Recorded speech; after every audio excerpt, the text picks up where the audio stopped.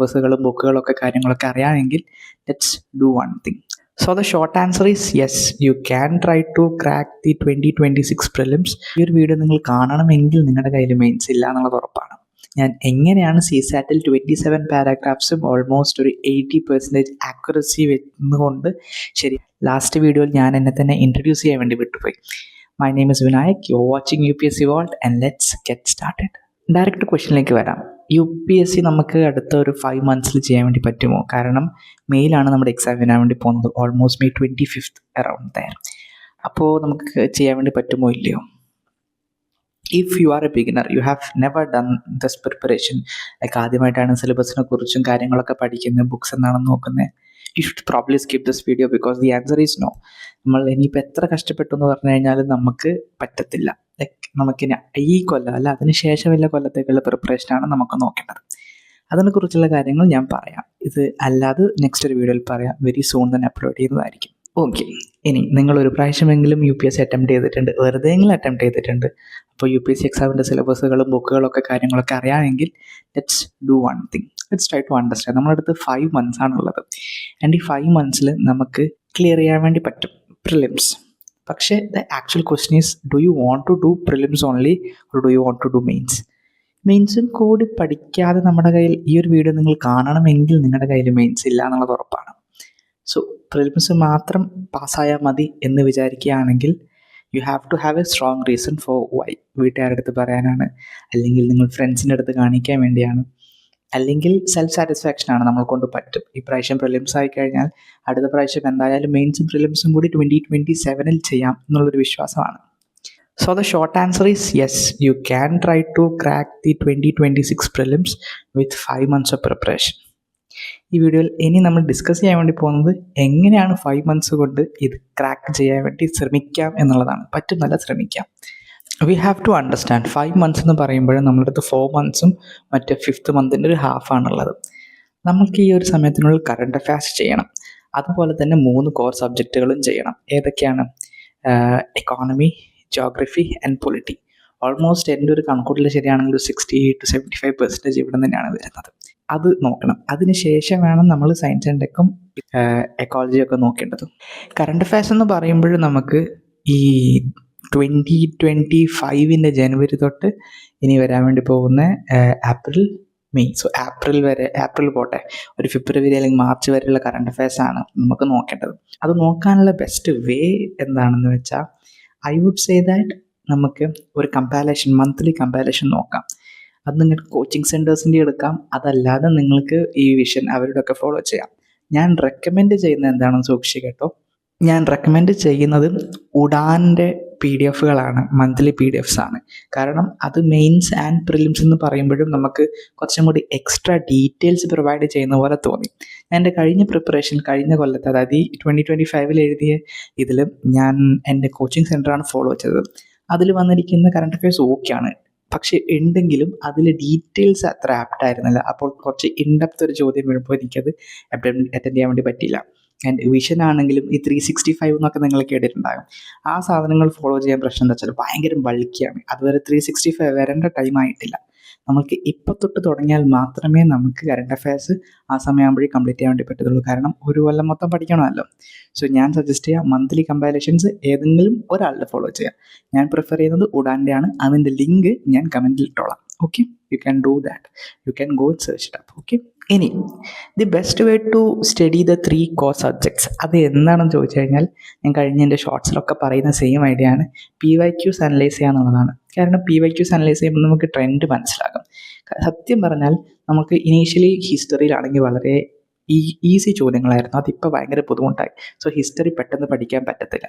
പക്ഷെ അതേസമയം നമ്മൾ പൊളിറ്റി നോക്കുകയാണെങ്കിൽ പാർലമെൻറ്റ്, പിന്നെ വൈസ് പ്രസിഡൻറ്റ്, പ്രസിഡൻറ്റ്, പിന്നെ ഗവർണർ, പിന്നെ panchayat, municipality, 73rd 74th amendment, പിന്നെ ഫണ്ടമെൻ്റൽ റൈറ്റ്സ്, DPS. ഇങ്ങനെ ഒരു 4-5 ടോപ്പിക്കുകൾ, മാക്സിമം ഒരു 5 ടോപ്പിക്കുകൾ നമ്മൾ പ്രോപ്പറായിട്ട് പഠിച്ചു കഴിഞ്ഞാൽ ഓൾമോസ്റ്റ് പൊളിറ്റിയിൽ നിന്ന് വരുന്ന ചോദ്യങ്ങൾ പ്രിഡിക്റ്റ് ചെയ്യാം. പ്ലസ് കറണ്ട് അഫയേഴ്സിൽ നിന്ന് വരുന്ന എന്തെങ്കിലും പൊളിറ്റി റിലേറ്റഡ് ക്വസ്റ്റ്യൻസ്. ജോഗ്രഫി സബ്ജക്റ്റിൻ്റെ ഒരു പ്രശ്നം എനിക്ക് തോന്നിയിട്ടുള്ളത്, ജോഗ്രഫിയിൽ കുറേ പ്ലേസസ് ന്യൂസ് ചോദിക്കും. നമുക്കത് പഠിക്കാൻ ശ്രമിക്കാം എന്നല്ലാതെ ഉറപ്പായിട്ട് പറയാൻ വേണ്ടി പറ്റത്തില്ല. സോ ഓൾമോസ്റ്റ് ഒരു 3 or 4 ക്വസ്റ്റ്യൻസ് വന്നു കഴിഞ്ഞാൽ അത് സ്കിപ്പ് ചെയ്യാനേ സാധ്യതയുള്ളൂ. കാരണം 5 months പ്രിപ്പറേഷനിൽ നമുക്ക് പ്ലേസസും ന്യൂസും കൂടി ചെയ്യാന്ന് പറയുന്നത് കുറച്ച് ബുദ്ധിമുട്ടേറിയ പരിപാടിയാണ്. സോ ജോഗ്രഫിയിൽ അതല്ലാതെ വരുന്ന കുറച്ച് ചോദ്യങ്ങൾ, അതായത് ബേസിക്കലി വരുന്ന വേൾഡ് മാപ്പിങ്ങിൻ്റെ ചോദ്യങ്ങളാണെങ്കിലും യൂഷ്വലി ചോദിച്ച് വരുന്ന കുറച്ച് സ്റ്റാറ്റിക്കായ പോർഷൻസ് ഉണ്ട്. സൈക്ലോൺ ആണെങ്കിൽ, അല്ലെങ്കിൽ എൽനീനോ, ലാനീനോ, അതൊക്കെ വരുമ്പോഴതൊക്കെ നമുക്ക് പഠിച്ചിട്ട് ചെയ്യാൻ വേണ്ടി പറ്റും. സോ അങ്ങനെയും ഒരു 10 ടോപ്പിക്സ് നമുക്ക് ജോഗ്രഫിയിൽ നിന്നും ഉണ്ടാകും. അപ്പോൾ ഇപ്പം നമ്മൾ ഡിസ്കസ് ചെയ്ത ഇത്രയും സാധനങ്ങളാണ് പ്രൈമറി ആയിട്ട് ഫസ്റ്റ് 2 months നോക്കേണ്ടത്. കറണ്ട് അഫയേഴ്സ് കണ്ടിന്യൂസ്ലി നോക്കണമെങ്കിലും ഫസ്റ്റ് മന്തിൽ കുറച്ചും കൂടി എക്സ്ട്രാ എഫേർട്ട് ഇട്ടിട്ട് വേണം കറണ്ട് അഫയേഴ്സ് തുടങ്ങാൻ. അതിനുശേഷം സ്റ്റാറ്റിക് ആയ പൊളിറ്റി, എക്കോണമി ആൻഡ് ജോഗ്രഫി, ഈ 3 സബ്ജക്ട്സിൻ്റെ പ്രോപ്പറായിട്ടുള്ള ഞാനൊരു വീഡിയോ ഇടാം. അതിൽ നിങ്ങൾക്ക് മനസ്സിലാക്കും. ഞാൻ എക്സ്പ്ലനേഷൻ കൂടി PYQ നിന്ന് എടുത്ത് കാണിച്ചിട്ട് ടോപ്പിക്കുകൾ അനലൈസ് ചെയ്യാൻ കൂടി ഞാൻ ശ്രമിക്കാം. ഈ സാധനങ്ങൾ ചെയ്ത് കഴിഞ്ഞതിന് ശേഷമാണ് നമ്മൾ അടുത്ത സ്റ്റെപ്പിലേക്ക് കടക്കേണ്ടത്. ആദ്യത്തെ 2 മാസത്തിൻ്റെ പ്രിപ്പറേഷന് ശേഷം നമ്മൾ മോക്ക് ടെസ്റ്റും PYQസും സ്റ്റാർട്ട് ചെയ്യണം. എങ്ങനെ നമ്മൾ അറ്റൻഡ് ചെയ്തിട്ട് സ്റ്റാർട്ട് ചെയ്യണം. OMR ഷീറ്റ്സ് ഉണ്ടല്ലോ, അത് നമ്മൾ പ്രിൻ്റ് ഔട്ട് എടുത്തിട്ട് അതിൽ നമ്മൾ 2 hours ടൈമർ വെച്ചിട്ട് വേണം ട്രൈ ചെയ്യാൻ വേണ്ടിയിട്ട്. ഈ മോക്ക് ടെസ്റ്റുകൾ നമ്മളുണ്ടല്ലോ ഡൗൺലോഡ് ചെയ്യാൻ വേണ്ടി കിട്ടും ഫ്രീ ആയിട്ട്. അതല്ലാതെ നമ്മൾ സബ്സ്ക്രൈബ് ചെയ്ത് എടുക്കേണ്ട സ്റ്റേജ് അല്ല ഇപ്പോഴും. കാരണം നമ്മൾ എത്ര സീരിയസ് പ്രിപ്പറേഷൻ ആണെന്ന് പറഞ്ഞാലും ടൈം കുറഞ്ഞത് കൊണ്ട് തന്നെ നമ്മളിപ്പോൾ പൈസ ചിലവാക്കിയിട്ടുള്ള പ്രിപ്പറേഷൻ കുറക്കാൻ ശ്രമിക്കാം. കാരണം ഫ്രീ ആയിട്ടുള്ളത് നമുക്ക് യൂസ് ചെയ്യാം. അപ്പോൾ അത് നമ്മൾക്ക് നോക്കിയിട്ട് അറൗണ്ട് ഒരു 70+ മാർക്സ് കിട്ടുന്നുണ്ടെങ്കിലാണ് നമ്മൾ അടുത്ത സ്റ്റേജിലേക്ക് പോകേണ്ടത്. നമുക്ക് കണ്ടിന്യൂ ചെയ്യാം, പക്ഷേ 70 ഒരു അഷ്യൂറിംഗ് ആയിട്ടുള്ള ഒരു മാർക്കാണ്. 70 കിട്ടിയിട്ടില്ലെങ്കിലും കുഴപ്പമില്ല, പക്ഷേ നമുക്ക് കുറച്ചും കൂടി ഹാർഡായിട്ടുള്ള വർക്ക് ഇടേണ്ടി വരും. UPSCയുടെ എക്സാം എന്ന് പറയുന്നത് 2 പേപ്പേഴ്സാണെന്ന് നിങ്ങൾക്കറിയാലോ. അതായത് GS1 മോർണിംഗിൽ നടക്കുന്ന ആ ഒരു പേപ്പറും അതുപോലെ തന്നെ ഉച്ചയ്ക്ക് നടക്കുന്ന CSATൻ്റെ പേപ്പറും. CSATൽ കോംപ്രിഹെൻഷൻ, ക്വാണ്ടിറ്റേറ്റീവ് ആപ്റ്റിറ്റ്യൂഡ്, റീസണിങ് ഒക്കെയാണ് ചെക്ക് ചെയ്യുന്നത്. ഞാൻ വളരെ വീക്കായ ഒരു പേപ്പറാണ്. എനിക്കത് ഈ പറഞ്ഞ പോലെ ബാർലി പാസ് മാർക്കാണ് കിട്ടാറ്. 67 മാർക്സാണ് പാസ് വേണ്ടത്. പക്ഷെ ഞാനതിൽ കൂടുതലും എന്താ ചെയ്യാറ്, 27 ഇംഗ്ലീഷ് പാരഗ്രാഫ് ഉണ്ടാകും, അത് മൊത്തം അറ്റൻഡ് ചെയ്യും. എൻ്റെ ആക്യുറസി അതിൽ കൂടുതലായതുകൊണ്ട് അതിനുശേഷം ബാക്കി വരുന്ന ക്വാണ്ടിറ്റേറ്റീവ് ചോദ്യങ്ങളാണ് ഞാൻ ചെയ്യാറ്. അത് എങ്ങനെ പ്രാക്ടീസ് ചെയ്യണം എന്നുള്ളത് ഞാനിതൊരു ഫിഗർ ഔട്ട് ചെയ്തിട്ടില്ല. ചെയ്തതിന് ശേഷം ഞാൻ പറഞ്ഞു തരാൻ വേണ്ടി ശ്രമിക്കാം. ഞാൻ എങ്ങനെയാണ് CSATൽ 27 പാരഗ്രാഫ്സും ഓൾമോസ്റ്റ് ഒരു 80% ആക്യുറസി വെച്ചുകൊണ്ട് ശരിയാക്കുന്നതെന്ന് എനിക്ക് പറഞ്ഞു തരാൻ വേണ്ടി ശ്രമിക്കാം. ഈ ഒരു വീഡിയോയുടെ മെയിൻ ഉദ്ദേശം എന്ന് പറയുന്നത് നിങ്ങൾക്ക് പറ്റുമോ ഇല്ലയോ എന്ന് നിങ്ങൾക്ക് മനസ്സിലാക്കി തരാൻ വേണ്ടിയിട്ടാണ്. ഞാൻ നേരത്തെ പറഞ്ഞതുപോലെ നിങ്ങളൊരു ബിഗിനർ ആണെങ്കിൽ, നിങ്ങൾ ഇതുവരെ വീഡിയോ കണ്ടെങ്കിൽ I really appreciate you, because you might have something in you which would push you to do your preparation more thoroughly for the next attempt you are going to give. And ഈ പറഞ്ഞ പോലെ ഈ സമയം വരെ നിങ്ങൾ കണ്ടു and you are N aspirant. അങ്ങനെയാണെങ്കിലും നമ്മൾ എന്തോ കാരണവശാൽ ഈ പറഞ്ഞ പോലെ ഇത്ര വരെ പ്രിപ്പയർ ചെയ്യാൻ വേണ്ടി പറ്റില്ല, and you want to start right now, this is the right time. ഈ പറഞ്ഞ പോലെ നെക്സ്റ്റ് ഒരു 5 months it would be a warm up for you. And ഈ പറഞ്ഞ ഇമ്പോർട്ടൻ്റ് ആയ നമ്മൾ ആദ്യം പറഞ്ഞ 4 കാര്യങ്ങൾ, കറണ്ട് അഫയേഴ്സും 3 സബ്ജക്റ്റുകളും കൂടി ചെയ്യുമ്പോഴേക്ക് നമുക്ക് ഏകദേശം ഐഡിയ കിട്ടും നമ്മളെ കൊണ്ട് പറ്റുമോ. കാരണം ഈ സാധനങ്ങളിൽ ഭയങ്കര ഓവർവെൽമിംഗ് ആണ് to do in 2 months. 2 months കൊണ്ട് ഒരു കാരണവശാലും ഇത് കംപ്ലീറ്റ് ആവത്തില്ല. ഞാൻ കംപ്ലീറ്റ് ആക്കണമെന്ന് പറയുന്നില്ല, പക്ഷേ നിങ്ങൾ എല്ലാ സബ്ജക്റ്റിൻ്റെയും എല്ലാ 4 സാധനങ്ങളുടെയും ഓരോ മൂലകൾ ഒരു പ്രാവശ്യമെങ്കിലും തൊടാൻ ശ്രമിച്ചിരിക്കണം. അങ്ങനെയാണെങ്കിൽ നിങ്ങൾക്ക് മനസ്സിലാകും അടുത്ത വരുന്ന ഒരു 2 months കൊണ്ട് നമുക്കിത് കംപ്ലീറ്റ് ചെയ്യാൻ വേണ്ടി പറ്റുമോ ഇല്ലയോ. കാര്യമായിട്ട് ഈ 4 സാധനങ്ങൾ ഉണ്ടെങ്കിൽ തന്നെ നിങ്ങൾക്ക് അറൗണ്ട് ഒരു എന്താ പറയുക 80+ മാർക്സ് കിട്ടാനുള്ള സാധ്യതയുണ്ട്.